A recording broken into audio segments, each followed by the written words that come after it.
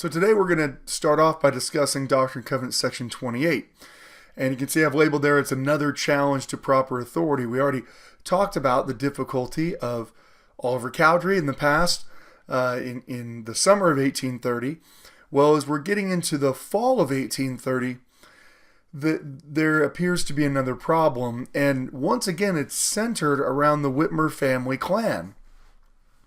This is how one description is made of it, that this is from the history of the church, Joseph writing or dictating that Brother Hiram Page had gotten his possession a certain stone, by which he had obtained to certain revelations, all of which were entirely at variance with the order of God's house as laid down in the New Testament, as well as in our late revelations. So Hiram Page has this stone. Another early convert and then early apostate from the church was Ezra Booth. Ezra Booth, by the time he's writing this, is disaffected and angrily so, but you do get some insight into this incident. Speaking of Hiram Page, so that he found a smooth stone upon which there appeared to be writing, which when transcribed upon paper disappeared from the stone, and another impression appeared in its place. This, when copied, vanished as the former had done, and so it continued alternately appearing and disappearing, and in the meanwhile he continued to write until he'd written over a considerable paper. It bore the most striking marks of a Mormonite revelation, but you didn't know that's what we're called, Mormonites, and was received as an authentic document by most of the Mormonites. So Booth is saying that this is not simply Hiram Page, right? This is received as truth by the people when it's first received. One of the things that should immediately strike you about this, and if we were in class, the question I'd ask would be, what does Hiram Page's method of revelation sound similar to? And you would all very easily respond to, well, that sounds exactly how Joseph Smith is receiving revelations and how Joseph Smith translated the Book of Mormon. That he has a stone, words appear on it, he copies them off, and so you can see why this would be so very enticing. We don't have any images of this, so this is the one again from the primary manual. I thought this is fun. There he is with his stone, although we think it's actually a black stone, so, what are you going to do? I mean, art's not always accurate. Joseph is even more troubled by this problem with Hiram Page than he was with the Whitmers, if it's possible. Joseph goes up to Fayette because they're preparing for their conference in the fall. When he gets there, once again he finds that not only has Hiram Page been receiving these revelations, that the revelations have been contradicting some of the things that Joseph has taught. And that, once again, it's not just Hiram Page. It's the entire Whitmer extended family clan, including Oliver Cowdery, David Whitmer, all of the Whitmers. Remember, Hiram Page is married to a Whitmer, so he's kind of married into the family, and they're all living there in the Fayette and Waterloo area. And so when Joseph gets there, once again tries to reason with people about the fact that these revelations aren't from God, but they're so certain that they're from God. This time, he's not only unable to get anyone to reason with him, he decides that it's so contentious that if he tries to push the matter, that there could be a real problem. So he decides to wait for the actual church conference where they can have a discussion about these revelations. And Cowdery is one of the foremost promoters of it. So once again, you have the second elder of the church, the second highest ranking person of the church, 2 of the 3 witnesses, like 5 of the 8 witnesses, all turning against Joseph. Hiram Page is one of the 8 witnesses. And I think feels incredibly justified. Now, one of the features of false revelation, one of the reasons why false revelation always sounds so enticing, is that it tells people exactly what they want to believe. One of the things that we know Hiram Page's revelations were doing was it was giving the location of Zion. Now, remember, one of the major aspects of becoming an early Mormon is this idea that God was going to build a city that the righteous were going to live in, the wicked would be kept out, and that it would be preparatory to the second coming of Christ. That idea that this New Jerusalem, this place that's talked about in the Book of Mormon, but also in the Bible, is so enticing an idea that people desperately want to have it. I mean, there are some people who are joining the church on the sole purpose of, we are going to create a utopia. The problem is God has not yet ever revealed where Zion's going to be. He has revealed that there's going to be a Zion. He's revealed that it's going to be preparatory to the second coming. And he simply said that it will be revealed later. And so what happens? Well, false revelation steps in to fill the gap. The false revelation, it just so happens Hiram Page's revelations know exactly where Zion is. And very conveniently, at least according to some indications, these revelations indicated that Zion was going to be right there in Fayette or Palmyra. So think about why this would be so enticing. One, it answers a question that everyone wants answered. Where is Zion? Where is Zion? Where is Zion? Oh, here it is. Second, it also tells them that they don't need to sacrifice. Instead of saying, oh, Zion is out in the middle of nowhere 1,000 miles away, and you're going to have to leave everything to go there, the false revelation says, oh, you've already got, beachfront property on Zion 101 here. I mean, the reality is the false revelations tried to use the language of God, right, speaking like God would speak, but by teaching things that were at odds with the revelations that Joseph Smith was receiving. Another great example of this kind of learning curve, the fits and starts of the early church. Today, if a member of the 70 were to claim that he was receiving revelation through a stone that contradicted President Nelson, no doubt you would have some members of the church that would agree with him. But the vast majority of the church would say, yeah, that's not how revelation comes. Right? We have already settled how revelation comes. Now, there are people who get upset with what the revelation is. There are people who get disaffected from the church because of the doctrine that's taught. But in general, for believing members, right, when someone claims that they've received a revelation contradicting the church, the vast majority of members are going to simply discard it out of hand, saying that's not how God works.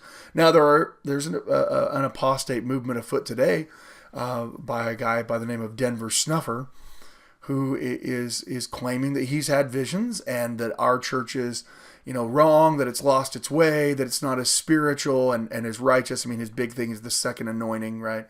Always be a little bit leery of the person who's so certain that they're righteous, that they're telling you, how and why they received their calling and election made sure. You should always be a little wary that, maybe you should dial it back just a little bit. But at any rate, there are, hundreds of people in Utah that have followed after this guy. Why? Because it sounds incredibly enticing.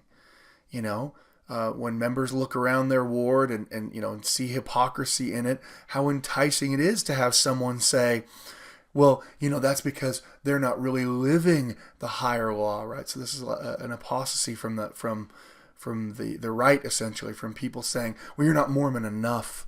If you were more righteous, then you'd really be able to build this Zion. And like all people purveying false revelation, when he's confronted with the truth, when he's brought before charges, he simply digs the hole deeper. At least that's what usually happens. So what happens here? You can see here this revelation, which is known today to us now as D&C 28, a revelation to Oliver, right? So this revelation is particularly to Oliver Cowdery. Cowdery, the leader of the church, is once again caught up in this attack on Joseph Smith's revelations and is himself a purveyor and a supporter of false revelations. Incidentally, I theorize, this is just me theorizing, that actually Hiram Page has been receiving revelations for quite some time. I think, we have record that when the revelations, spoiler alert, when they destroy them, that there are, sheets and sheets and sheets of them. So this is not just a single revelation. Ezra Booth just said something similar, that he had, considerable. He did it for a long time. And this is just in the fall of 1830 that Joseph learns about it.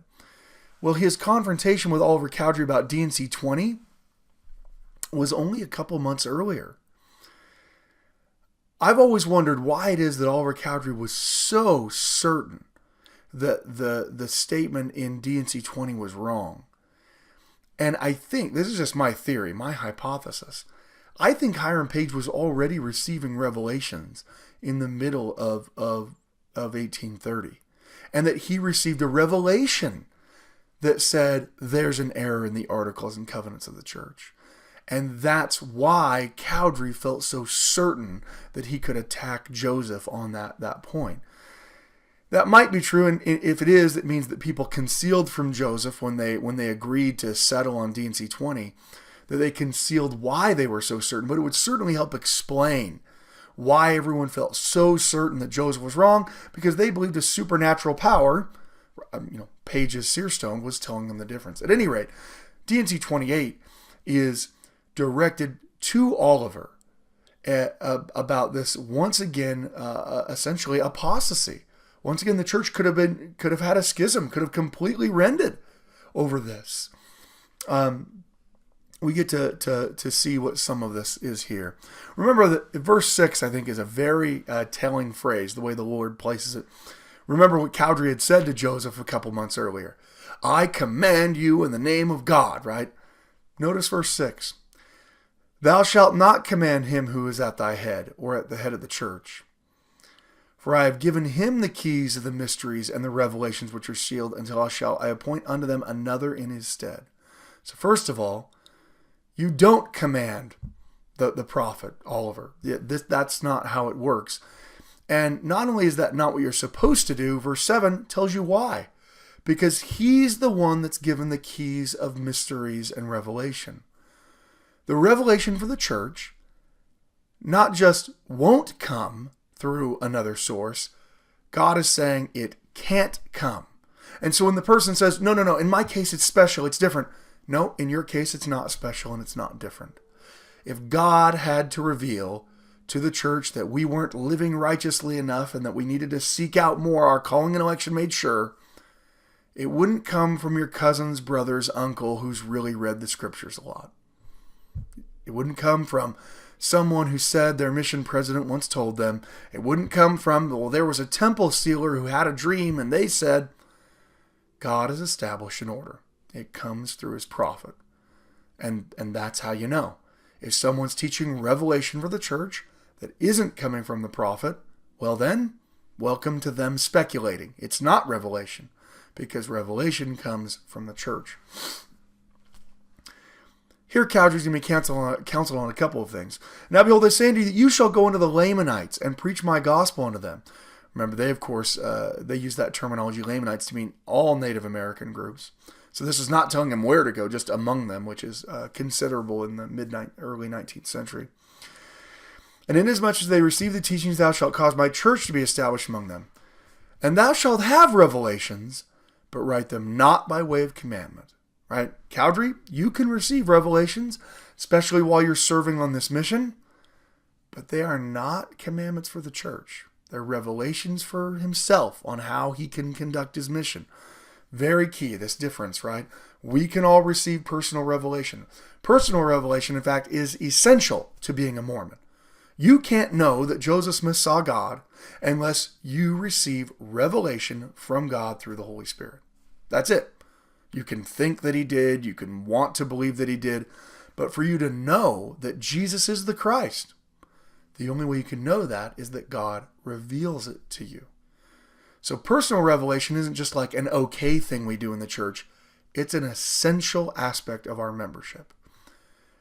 And so it's important that while we are desperately trying to receive personal revelation, that we don't ever allow ourselves to be deceived that a personal revelation trumps God's authoritative revelation from his prophets, the revelation to his prophet. Verse 9 is going to directly contradict some of Hiram Page's teachings.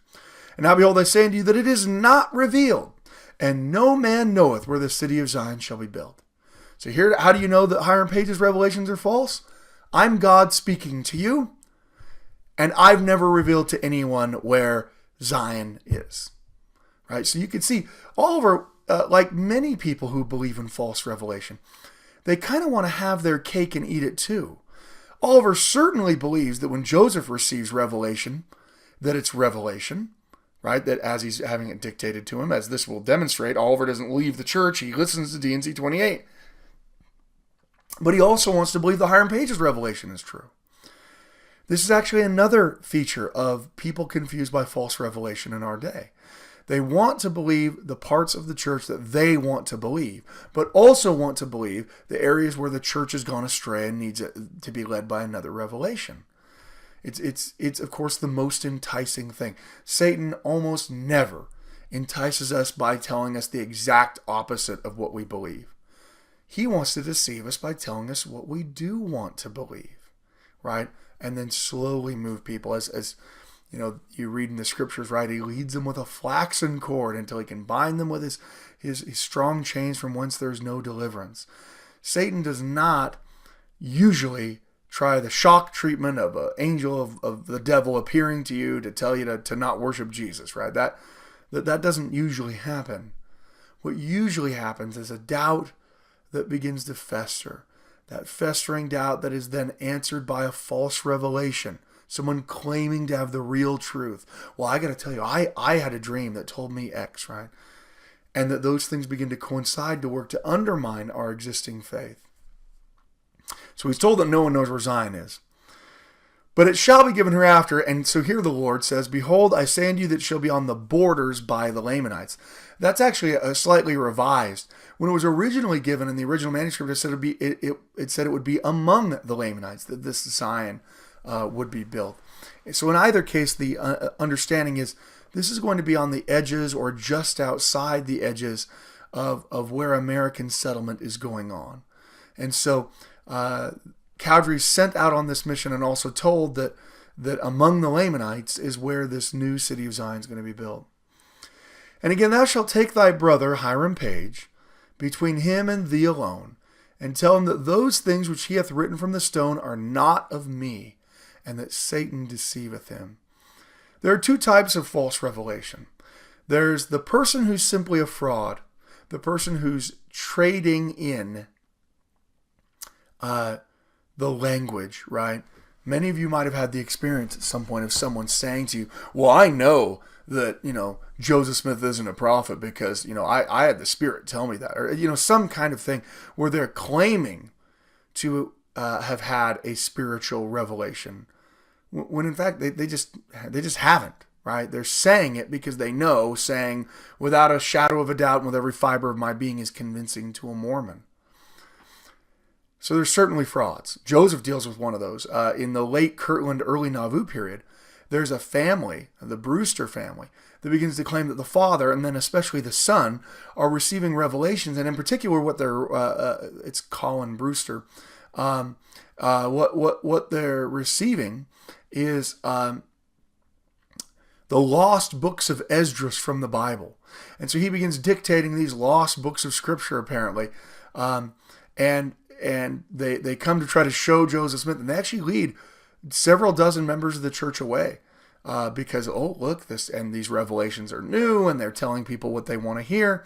And what Joseph writes in his journal is that Brewster boy never received a single revelation. Kind of an indication that this whole thing is a lie from the beginning, right? This is not just a deception. This is, that they thought they were receiving revelation, but they weren't. Joseph seems to really believe, at least in his journal, that the Brewster family is simply pretending to have received revelation in order to gain power and authority. So then there's the second type of false revelation, and that is when someone really has been deceived. We're told that the devil can appear nigh to an angel of light to deceive us. Pharaoh's magicians threw down their staffs and they became serpents. The reality is, one of the key aspects of Mormonism that is as I talked about before, becoming increasingly unique. It's not totally unique, But 150 years ago, if you asked a Christian, do you believe in the reality of Satan? The answer would be 100% yes. In today's world, only 40% of Christians believe that Satan's a real being. They believe that, the term Satan's just kind of this, description of how, a way of describing sin and evil influences in the world, but not an actual person from the unseen world who's trying to destroy you. And Mormons, of course, very much believe that Satan is a real being that really has minions that follow him, that are really desperately every day trying to destroy your soul. For he seeketh to make all men like unto himself, right? Miserable. That is incidentally, it's no surprise, right, that we learn from 2 Nephi that one of the things that Satan will do in his attempt to deceive people is to say, I am no devil, for there is none, right? And you think, well, why would he try so hard to convince people he doesn't exist? Because the very fact that Satan exists is a demonstration that there is a hard right and a hard wrong, right? There might be gray areas and the ambiguities in between, but there is a right and there is a wrong. And if there's not really a Satan, well, then the evil thoughts and impulses that I might have, my desire to do or say something bad, then instead of saying, this is Satan tempting me to do something wrong, I just chalk it up to oh yeah, everybody's like that. Well, that's just very natural. I've always been a little bit annoyed by people who treat people like garbage and then say things like, well, a lot of people wouldn't have told him that he's a jerk, but that's just who I am.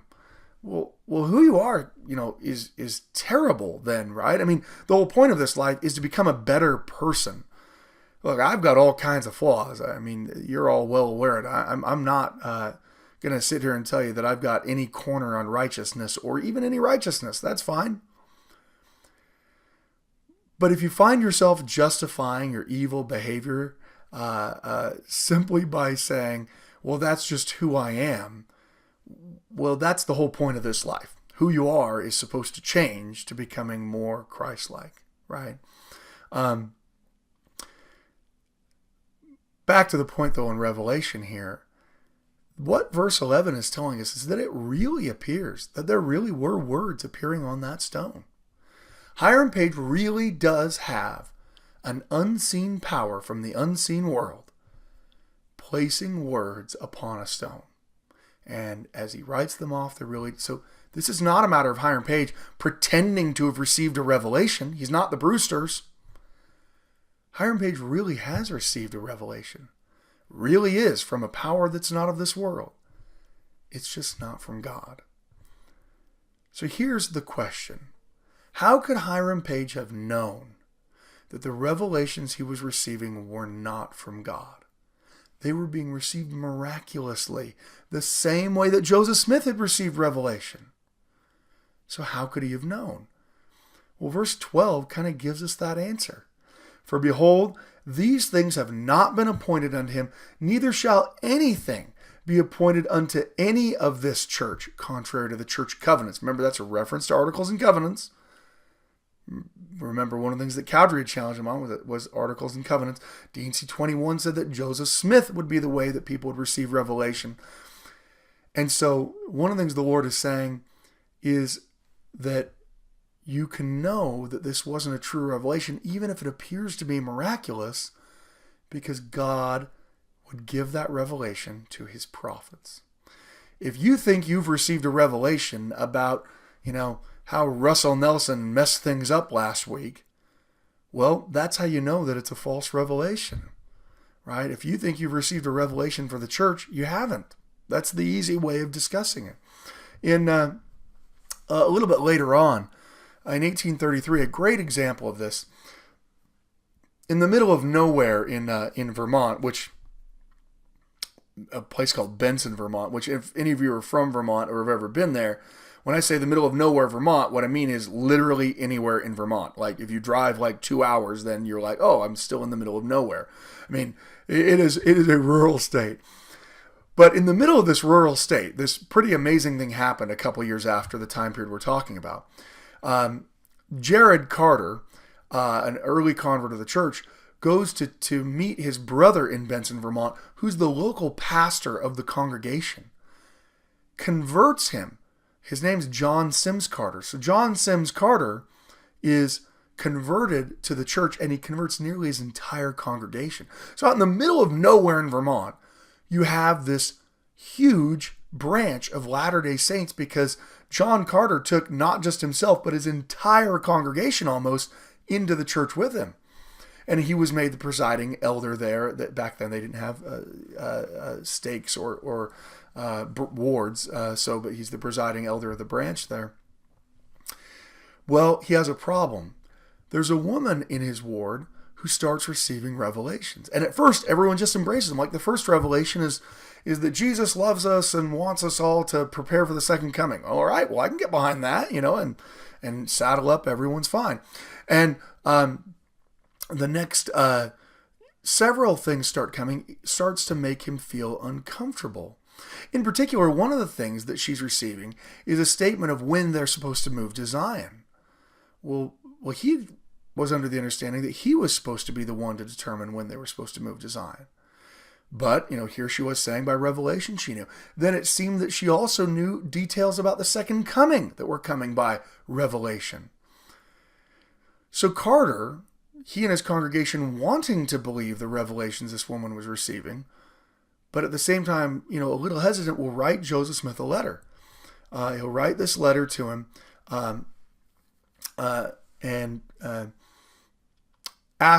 he'll write it to Jared, his brother, who's he knows is in Kirtland with Joseph. And so Joseph is going to write back, Dear Broth Carter, your letter to Brother Carter is just put into my hand, and I have carefully perused its contents and embrace this opportunity to answer it. It's a good thing he wrote the whole Book of Mormon 4 years earlier, though. That's the best part. We proceed to answer your question. Here, let me give you the easier to read version. We proceed to answer your question, first concerning your labor in the region where you live. We acquiesce in your feelings on this subject until the mouth of the Lord shall name it. So as far as when you're supposed to move to Zion, this is your purview. I mean, if we receive a revelation telling you to move, well, then we'll do it. But as the branch president, you need to receive this revelation for your branch. A little bit of local control there. Next, as it respects the vision you speak of, we do not consider ourselves bound to receive any revelation from any one man or woman without them being legally constituted and ordained of that authority and given sufficient proof of it. I will inform you that it is contrary to the economy of God for those in authority higher than them contrary to the economy of God for any member of the church or anyone. So not a member of the church, not anybody, to receive instruction for those in authority higher than themselves. Therefore, you will see the impropriety of giving heed to them. So how can I know whether or not, I received a revelation contradicting what Elder Ballard taught? Well, if I received a revelation for the church, then I know it's a false revelation, because that's not how revelation comes. But, of course, revelation is still essential. Personal revelation is still essential. We believe in the ministering of angels. We believe that you can see miracles. I believe an angel could appear to me right now and give me instruction. He probably wouldn't, because he's got better things to do, right? Although that'd be like the greatest video cast in the history of the world, right? If as I was talking, an angel appeared and it would, and contradicts everything I'm saying, then you'd be like, it was the most spiritual experience I ever had. He was struck by lightning right in front of me. But personal revelation is still important. And so Joseph goes on. But if any have a vision or a heavenly visitation from a heavenly messenger, it must be for their own benefit and instruction. For the fundamental principles, government, and doctrine of the church is invested in the keys of the kingdom. You guys can receive powerful revelations. You can have an angel of God appear to you. You can see things in dreams. It's just that when that angel appears to you, he's not going to say, let me tell you where old Russ Nelson got it wrong last week. That's not how God works. The economy of God is how Joseph describes it. The word economy to us almost always just means dollars and cents. In the 19th century, its fuller meaning was much more appreciated. The economy is meaning how things are done. right? So the economy of moving dirt into my backyard would be, getting a shovel and a wheelbarrow, right? It's contrary to the economy of God. It's contrary to the way that God does things. So when you say, yeah, but in this case, it's an exception, there aren't any exceptions. And that, is not what someone who's purveying for false revelation will want to believe. I mean, I have people occasionally say, well, I have a brother and he knows a person who was once a patriarch. And he had a dream that said the church had kind of gone astray and that we all needed to move to the mountains. I mean, just all kinds of things. And it's very persuasive. We're always enticed by this kind of hidden, esoteric revelation. And it always tells us what we want to hear, right? But that's not how revelation comes. When someone feels particularly strongly about something, that's fine for their own benefit. But the moment you begin teaching to others a revelation that you received and teaching it as if it's really the doctrine of the church, well, you're now teaching false doctrine. And that's, Joseph Smith here could not have laid it out any clearer than he did.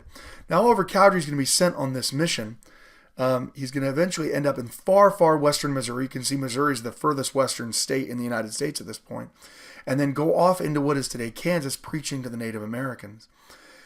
He's going to be thrown off of the Native American lands because he's a Mormon, and the local Indian agent will threaten to throw him and his traveling companions in jail if they don't get off the Indian lands, and tells them they have to have a permit. So then they apply for a permit and they're not given one because they're Mormon. So it's a nice circular logic.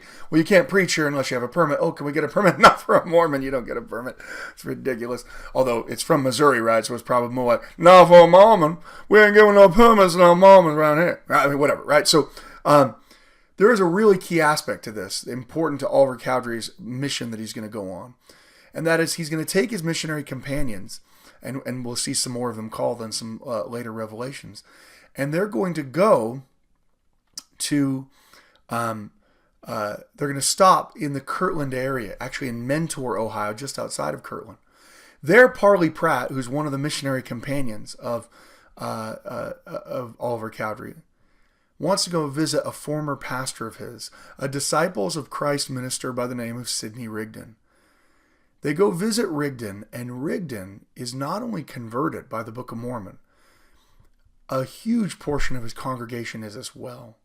And so what happens after Cowdery's going to leave on this mission in early November, and he's going to spend 2 or 3 weeks in the Kirtland area, and as many as 100, maybe even more people are converted in that time period. It's a massive explosion in the membership of the church.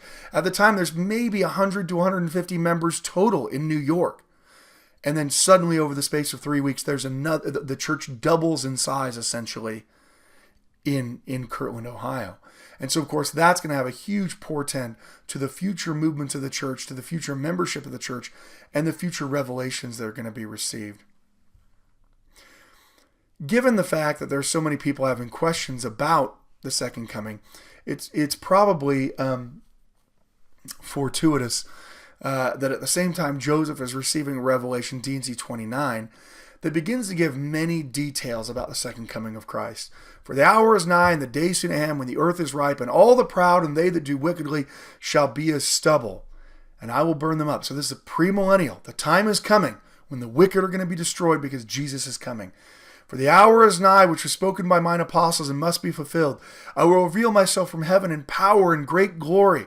So D&C 29 is this premillennial revelation. Again, almost every Mormon convert coming into the church is coming from a post-millennial viewpoint. They don't believe Jesus is coming soon. And so D&C 29 is going to give some of the details of that cataclysmic powerful intervention and return of Christ. The trump shall sound both long and loud, right? A discussion of the dead being resurrected. Behold, I shall say unto you that before this great day shall come, the sun shall be darkened, the moon shall be turned to blood, the stars shall fall from heaven, and there shall be greater signs in heaven above and on the earth beneath. This is similar to Revelation, right? 7:12 that I looked and I beheld the opening of the sixth seal, and the sun became as black as sackcloth, and the moon became as blood. The stars fell from the heavens. I mean, this apocalyptic imagery of a second coming that is going to be cataclysmic is something that we get out of D&C 20. And also the doctrine, verse 39, that needs to be that the devil should tempt the children of men, where they could not be agents unto themselves, for if they should never have bitter, they could not know the sweet.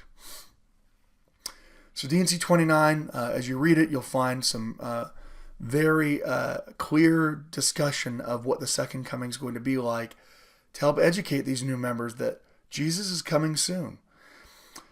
Now, I have D&C 30 and 32 here together. They are related to Oliver Cowdery's call. I guess I never gave you I left you all on a cliffhanger. Oh, did the church go away into a schism?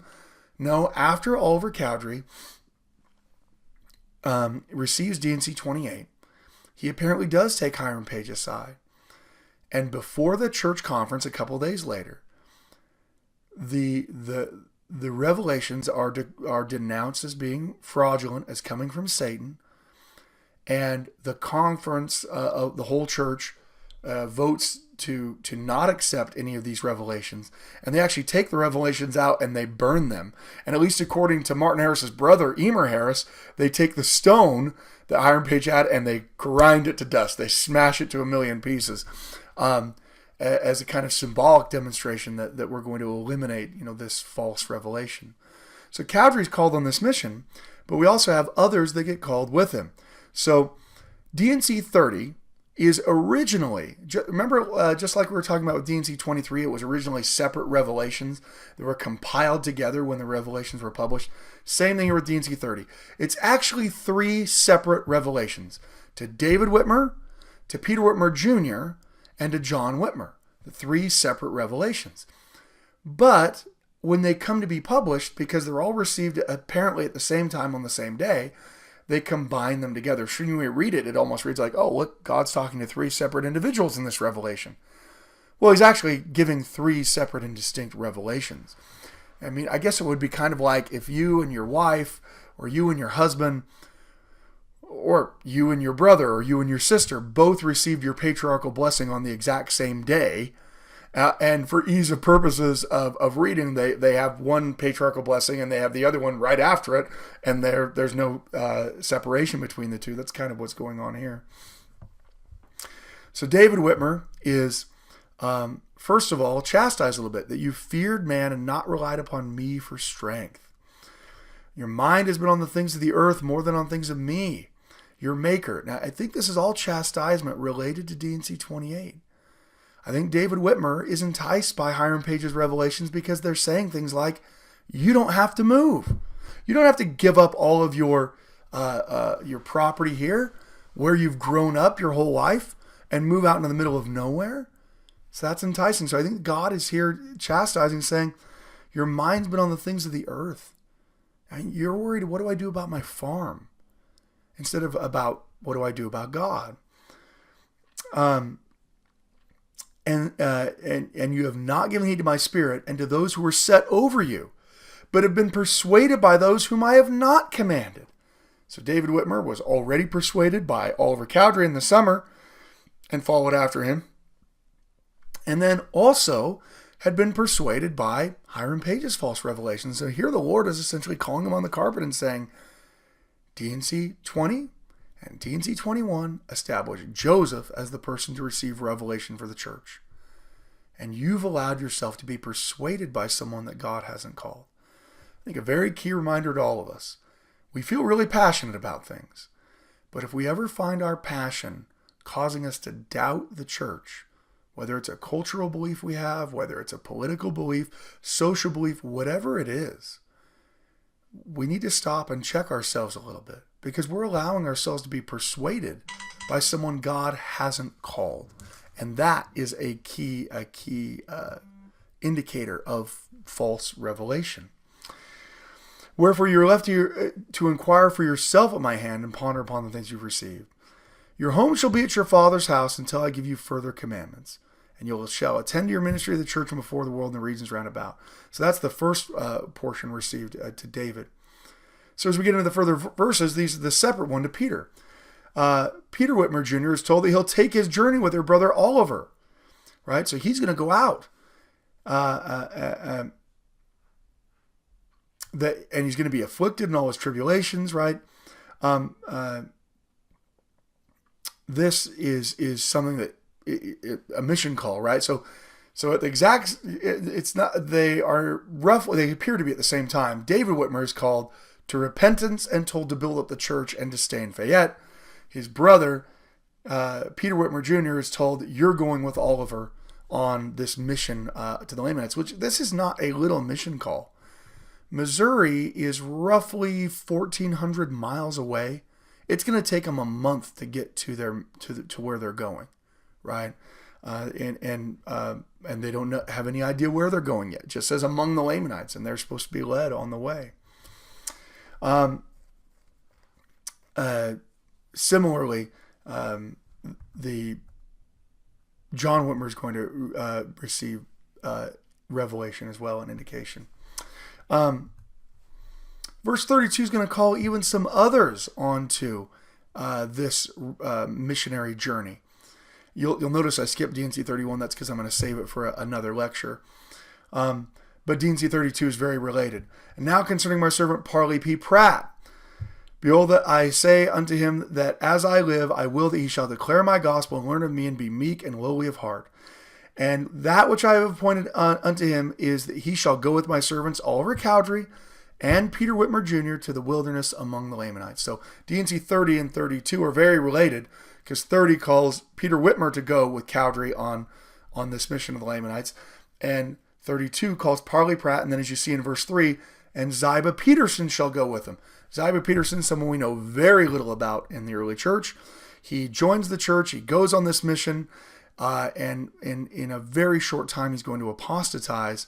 And so we actually don't know a lot about him, but he's one of these original, they often call them the Lamanite missionaries because they're going on this mission to the Lamanites is what they call it. Interestingly, what they're warned about, going with Cowdery on this mission, and remember, these are likely all people that have been deceived by the Hiram Page Searstone. Probably not Pratt. He's going to arrive very shortly thereafter, but certainly the Whitmers. And they shall give heed to that which is written, and pretend to no other revelation. And they shall pray always that I may unfold the same to their understanding. So here they're being told directly. It's almost as if the Lord has to be more and more direct. You are not going to receive revelation for the church. But you should pray to understand the revelations that are going to be revealed. And so you have these Lamanite missionaries, these 4 men. They're going to depart in early November for this mission. And while they're going to have very little success when they get out to their missionary field because the federal government's already beginning this kind of persecution of Mormons in the offices of local federal officials, they are going to have massive, amazing success in converting people in the Kirtland area, and it will portend to it'll make such a big difference in the church that it'll actually shortly the church will end up moving to where all these other converts are. So we'll talk more about that in future lectures.